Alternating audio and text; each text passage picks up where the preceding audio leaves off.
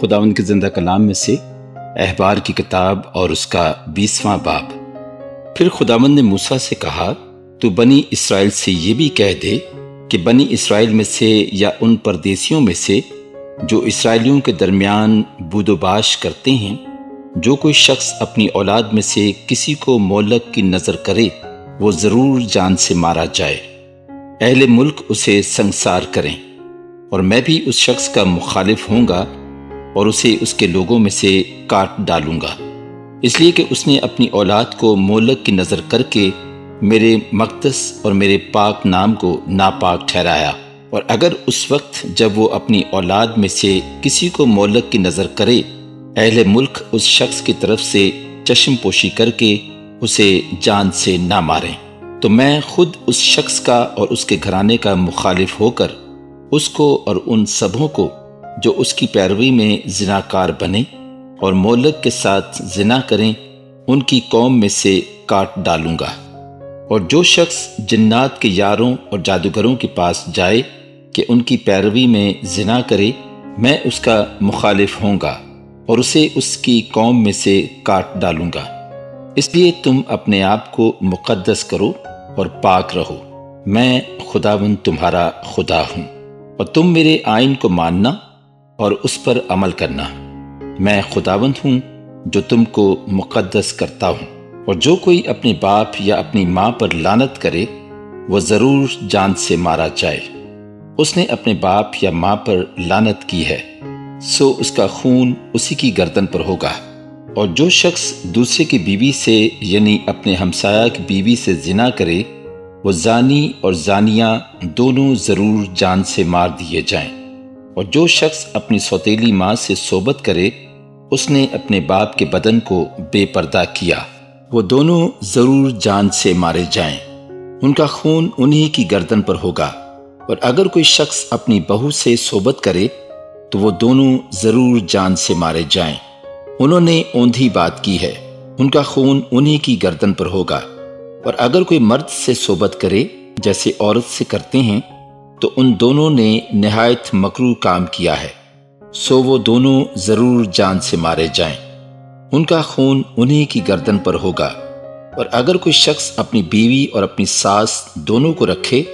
تو یہ بڑی خباثت ہے، سو وہ آدمی اور وہ عورتیں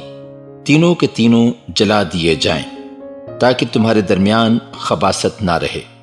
اور اگر کوئی مرد کسی جانور سے جمع کرے تو وہ ضرور جان سے مارا جائے، اور تم اس جانور کو بھی مار ڈالنا۔ اور اگر کوئی عورت کسی جانور کے پاس جائے اور اس سے ہم صحبت ہو تو اس عورت اور جانور دونوں کو مار ڈالنا، وہ ضرور جان سے مارے جائیں، ان کا خون انہی کی گردن پر ہوگا۔ اور اگر کوئی مرد اپنی بہن کو جو اس کے باپ کی یا اس کی ماں کی بیٹی ہو لے کر اس کا بدن دیکھے اور اس کی بہن اس کا بدن دیکھے تو یہ شرم کی بات ہے، وہ دونوں اپنی قوم کے لوگوں کی آنکھوں کے سامنے قتل کیے جائیں۔ اس نے اپنی بہن کے بدن کو بے پردہ کیا، اس کا گناہ اسی کے سر لگے گا۔ اور اگر مرد اس عورت سے جو کپڑوں سے ہو صحبت کر کے اس کے بدن کو بے پردہ کرے تو اس نے اس کا چشمہ کھولا اور اس عورت نے اپنے خون کا چشمہ کھلوایا، سو وہ دونوں اپنی قوم میں سے کاٹ ڈالے جائیں۔ اور تو اپنی خالہ یا پھوپھی کے بدن کو بے پردہ نہ کرنا، کیونکہ جو ایسا کرے اس نے اپنی قریبی رشتہ دار کو بے پردہ کیا، سو ان دونوں کا گناہ انہی کے سر لگے گا۔ اور اگر کوئی اپنی چچی یا تائی سے صحبت کرے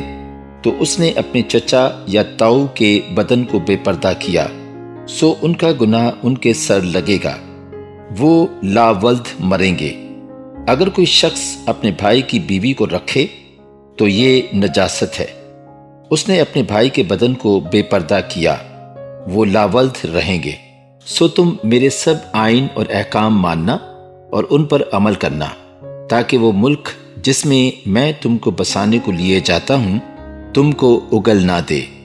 تم ان قوموں کے دستوروں پر جن کو میں تمہارے آگے سے نکالتا ہوں مت چلنا، کیونکہ انہوں نے یہ سب کام کیے، اسی لیے مجھے ان سے نفرت ہو گئی۔ پر میں نے تم سے کہا ہے کہ تم ان کے ملک کے وارث ہوگے اور میں تم کو وہ ملک جس میں دودھ اور شہد بہتا ہے تمہاری ملکیت ہونے کے لیے دوں گا۔ میں خداوند تمہارا خدا ہوں جس نے تم کو اور قوموں سے الگ کیا ہے۔ سو تم پاک اور ناپاک چوپایوں میں اور پاک اور ناپاک پرندوں میں فرق کرنا،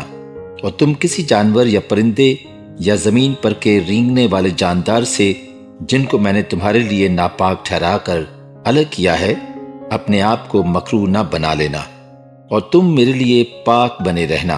کیونکہ میں جو خداوند ہوں پاک ہوں، اور میں نے تم کو اور قوموں سے الگ کیا ہے تاکہ تم میرے ہی رہو۔ اور وہ مرد یا عورت جس میں جن ہو یا وہ جادوگر ہو تو وہ ضرور جان سے مارا جائے۔ ایسوں کو لوگ سنسار کریں، ان کا خون انہی کی گردن پر ہوگا۔ پاک کلام کے پڑھے اور سنے جانے پر خداوند کی خاص برکت ہو، آمین۔